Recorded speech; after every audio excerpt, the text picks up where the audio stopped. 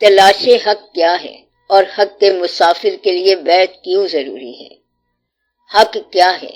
اللہ کیسے معلوم ہوتا ہے کہ اللہ حق ہے؟ اگر ایک انسان کسی شے کی تلاش میں جا رہا ہو اور وہ شے اس نے دیکھی ہوئی نہیں تو وہ اس شے کو کیسے پہچانے گا؟ بتانے والا اس کو جو بتائے گا وہ الگ آدمی ہے اور جو سنے گا وہ ایک الگ آدمی ہے۔ ان دونوں آدمیوں کو اکٹھا کرنے کا نام بیعت ہے۔ آپ کو بات سمجھ آئی؟ مسئلہ یہ ہوتا ہے کہ سننے والا اور ہوتا ہے تو بتانے والے سے سننے والے کے درمیان علم کا ایک فاصلہ ہوتا ہے، یہ فاصلہ بیعت سے طے ہوتا ہے۔ تو مقصد یہ ہے کہ بتانے والا آدمی کسی چیز کی تلاش میں جا رہا ہوتا ہے اور چیز کو اس نے دیکھا ہوا نہیں ہوتا، اس سے آگاہ نہیں ہوتا ہے، تو اس چیز تک پہنچنے کے لیے راستہ کوئی بتانے والا بتائے گا۔ بتانے والے سے علم کا حاصل کرنا دراصل ایک ریلیشن کا نام ہے، رشتے کا نام ہے۔ اب اس سے یہ ثابت ہوا کہ بتانے والا جو ہے وہ زیادہ علم رکھتا ہے اور پوچھنے والے کا کم علم ہے، یعنی بتانے والا آگاہ ہے اور پوچھنے والا وہ آگاہی نہیں رکھتا۔ اس آگاہ شخص سے علم حاصل کرنے کا جو رشتہ ہے وہ بیعت کہلاتا ہے۔ یہ فاصلہ وہ طے کرائے گا۔ آپ اب اس کا نام استاد رکھ لیں، بیعت کنندہ رکھ لیں یا بیعت کردہ رکھ لیں، اس تعلق کا ایک نام بیعت ہے، دوسرا نام عقیدت ہے اور تیسرا نام اتفاق ہے یا حسن اتفاق۔ بعض اوقات اس بیعت کے بغیر بھی وہ شخص آپ کو علم دے سکتا ہے، لیکن یہ نہیں ہو سکتا کہ ایک آدمی جو اس بات کا قائل نہ ہو کہ کوئی استاد بھی ہو سکتا ہے اور وہ حقیقت تک خود پہنچ جائے، ایسا نہیں ہو سکتا۔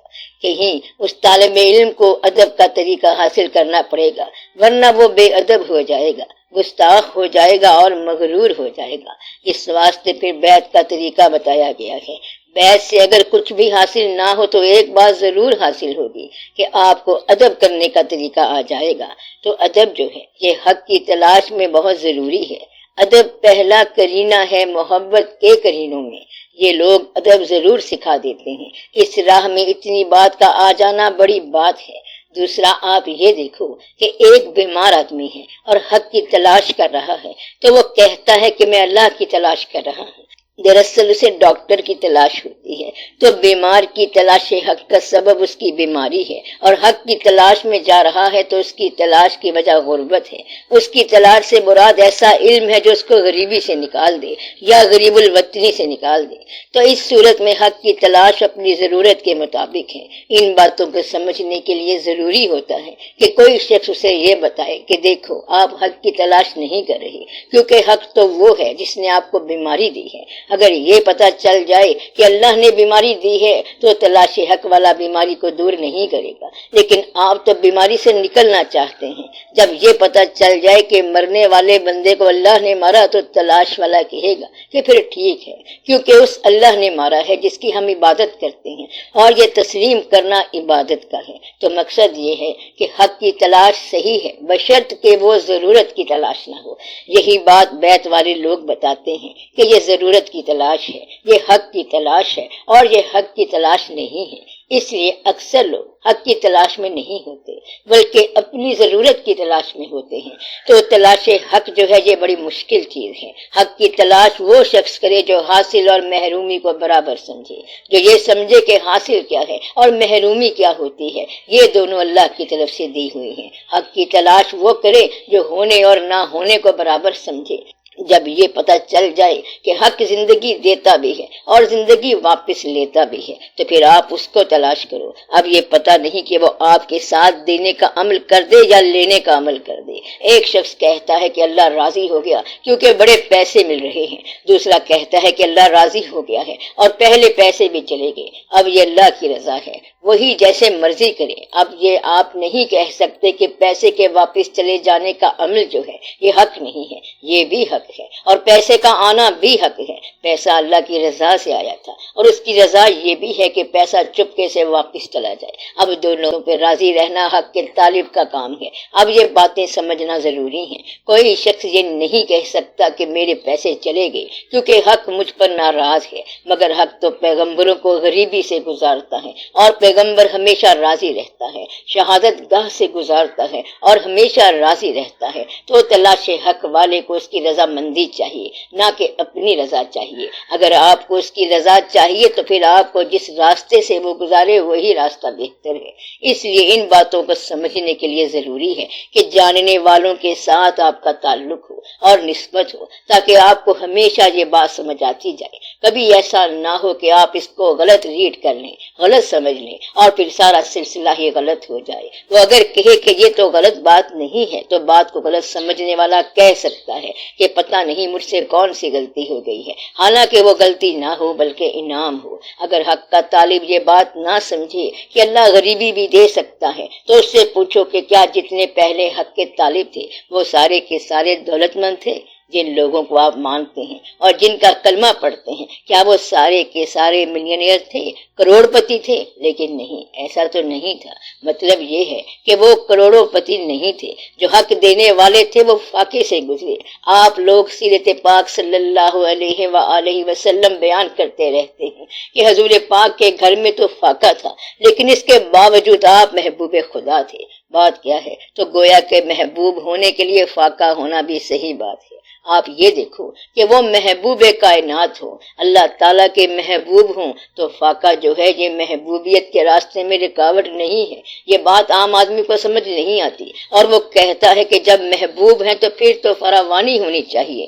جاننے والے یہ کہتے ہیں کہ فراوانی اس لیے نہیں ہونی چاہیے کہ آپ لوگوں کو حق کا محبوب بننا ہے، کہیں ایسا نہ ہو کہ محبوب بننے کی بجائے آپ مغرور بن جائیں۔ تو اس لیے تلاش حق والے اذیت سے گزرے اور پیغمبر بیمار بھی ہوئے۔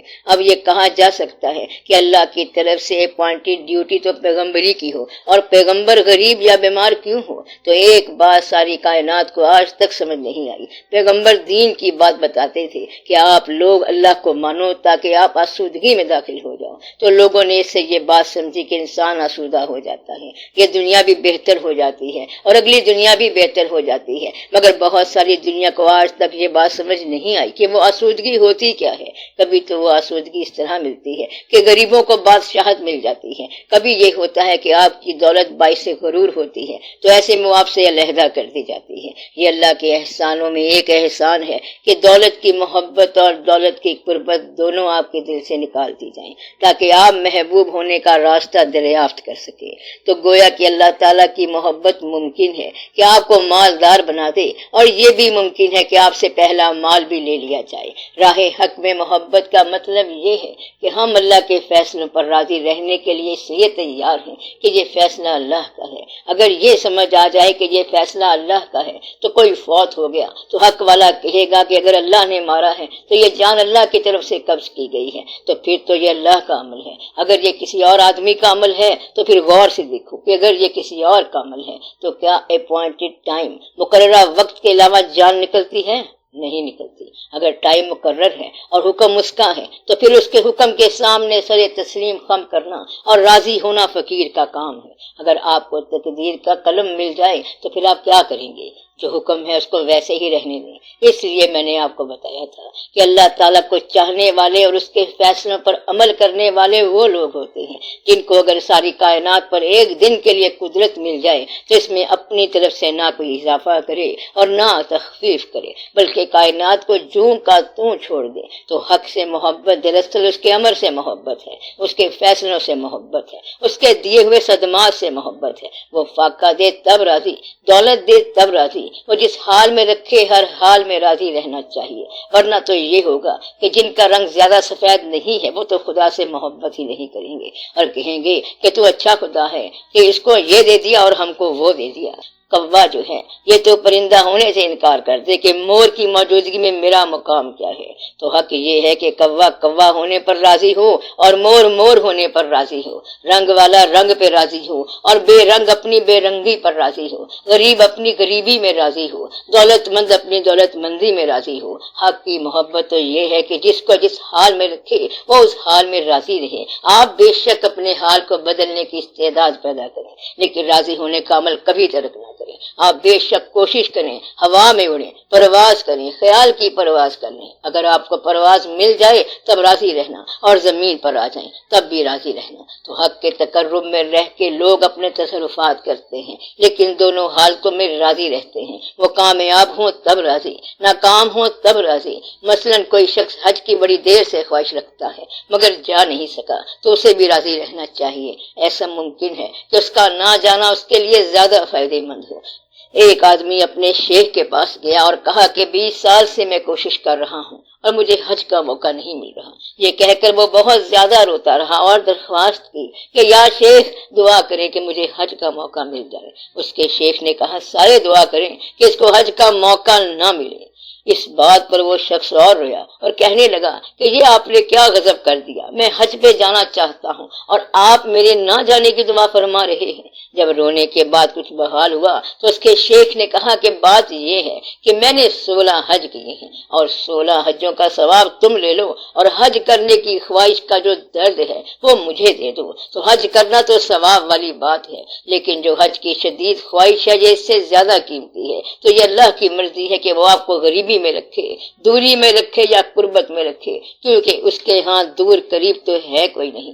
دور قریب کا فاصلہ تو انسانوں کی دنیا میں ہوتا ہے، اللہ کے ہاں کیا دوری اور کیا قریبی ہے، اور خیال کو بھی کیا دوری ہے۔ مثلا اگر تعلق ہو تو دور رہنے والا آپ سے متعلق ہو سکتا ہے۔ مثلا آپ کا بیٹا دور گیا ہوا ہے، آپ ہر وقت اس کی یاد میں رہتے ہیں، بیٹا بیٹا کرتے رہتے ہیں، اور جو آپ کے قریب رہنے والا بیٹا ہے اسے ڈانٹتے رہتے ہیں۔ تو قریب ہونے یا دور ہونے کی بات نہیں بلکہ پسند ہونے کی بات ہے۔ تو یاد کا نام بہتری ہے اور تعلق کا نام بہتری ہے۔ اس کی ذات کے مقابلے میں دور اور قریب کوئی نہیں ہے، فاصلے کوئی نہیں ہوتے، حاصل اور محرومی کوئی نہیں ہوتے، بلکہ صرف رضا ہی رضا ہوتی ہے۔ جن بزرگوں سے آپ کو عقیدت ہے ان میں سے آدھے لوگ وہ ہیں جو اس کی راہ میں مر گئے۔ اب ہماری عقیدت مر جانا ہے اور یہی ہماری زندگی ہے۔ گویا کہ مر جانا بھی زندگی کی اچیومنٹ ہے، زندگی کا حاصل ہے۔ وہ بزرگ جن کو آپ یاد کرتے ہیں اور جنہیں رضی اللہ تعالیٰ عنہ اور رحمت اللہ علیہ کہتے ہیں، ان میں سے اکثر لوگ غریب تھے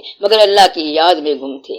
اپنے ملک میں رہنا اچھی بات ہے مگر آپ کو کہا جائے کہ دوسرے وطن چلے جاؤ تو آپ کے لیے مشکل ہوگا۔ اس طرح آپ کو کہا جائے کہ بغیر کسی سہارے کے لاہور سے شیخو پورہ تک پیدل جاؤ تو یہ آپ کے لیے بڑا مشکل ہوگا، اور آل دا وے غزنی سے پیدل لاہور میں آنا پڑے تو یہ فقیری تو ہوگی۔ وہاں سے یہاں تک پیدل چل کے آنے کا عمل جو ہے اس سے یہ پتہ چل جاتا ہے کہ فقیری ہوتی کیا ہے۔ جبکہ زبان بھی اپنی نہ ہو، ملک بھی اپنا نہ ہو، آمد و رفت کا ذریعہ بھی نہ ہو اور ٹیلی فون بھی نہ ہو تو پھر یہ پتہ چلتا ہے کہ اللہ سے تعلق ہوتا کیا ہے۔ اس تعلق کی وجہ سے لاہور میں آ کے داتا صاحب رحمت اللہ نے ایسی رونق لگائی کہ آج بھی یہ کہتے ہیں کہ گنج بخشے فیض عالم مظہر نور خدا۔ غزنی سے لاہور تک آنے میں پیدل واقعہ ہوگا۔ اس زمانے میں کوئی کنوینس بھی نہیں ہوتی ہوگی، اور زمانہ دیکھو کہ 1000 سال پہلے کا ہے۔ تو پھر یہ ثابت ہوا کہ حق کے مسافر کے لیے قریب اور دور کی بات نہیں ہوتی، وطن اور بے وطنی کی بات نہیں ہوتی، دولت اور غریبی کی بات نہیں ہوتی، اور حاصل اور محرومی کی بات نہیں ہوتی۔ تو حق والے بہرحال حق والے ہوتے ہیں۔ اب انسان اگر یہ بات سمجھتا ہے تو اس آدمی سے جو جانتا ہے اور جو حق والا ہے اور اس سے تعلق بنا لینے کا نام بیعت ہے، اور وہ حق والا اسے عرفان دیتا ہے تاکہ بیعت کرنے والے کو گمراہی نہ ہو۔ تو بیعت کے بغیر یہ بات سمجھ نہیں آتی کہ حق کیا ہے، ورنہ تو انسان اپنے خیال کو ہی حق سمجھتا ہے۔ جس طرح کہ بیمار آدمی ڈاکٹر کو غلطی سے اللہ سمجھ بیٹھتا ہے، کہتا ہے اللہ کو یاد کر رہا تھا اور ڈاکٹر صاحب ہی آ گئے۔ اگر آپ اللہ کو یاد کرتے ہیں تو اللہ کو آنا چاہیے۔ اس لیے ضرورت مندی اور حق طلبی میں فرق ہوتا ہے۔ یہ فرق بیعت کے بعد واضح ہوتا ہے، اس لیے بیعت ضروری